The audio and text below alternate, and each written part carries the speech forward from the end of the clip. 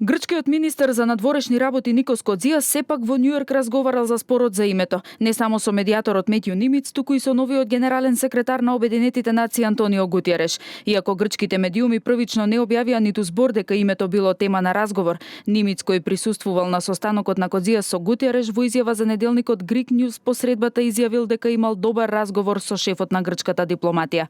Нимиц истакнал дека изнел детали во однос на ова прашање и пред новиот генсек на ООН, кој ќе му дадат на Гутиереш подготвителен материјал.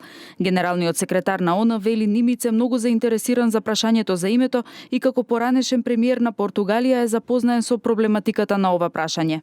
Јас разговарав со Кодзијас неколку пати во текот на изминатата година. Со нетрпение очекувам да има повеќе активности на ова прашање. Се надевам дека наскоро ќе има влада во Скопје и после тоа се надевам дека ќе дојдам во регионот и да видиме дали можеме да завршиме некоја конструктивна работа за прашањето за името.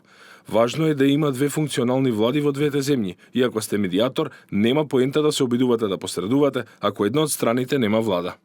Кодзијас и Нимиц минатата година се сретнаа два пати, еднаш во април во Луксембург, а вториот пат во Њујорк за време на Генералното собрание на ООН. Од средбите немаше конкретни резултати со оглед на тоа што разговорите за името се на стендбај поради политичката криза во Македонија. Последната заедничка рунда разговори на Нимиц со двете страни се одржа во 2014. Во новогодишното интервју за Атинската новинска агенција, грчкиот министер за надворешни работи истакна дека Грција има неколку предлози за името и чека одговор од македонска страна. Кодзијас повторно ја обвини македонската страна за иредентизам и крадење на историјата и потенцира дека решението за името е предуслов за влезот на земјава во ЕУ и НАТО.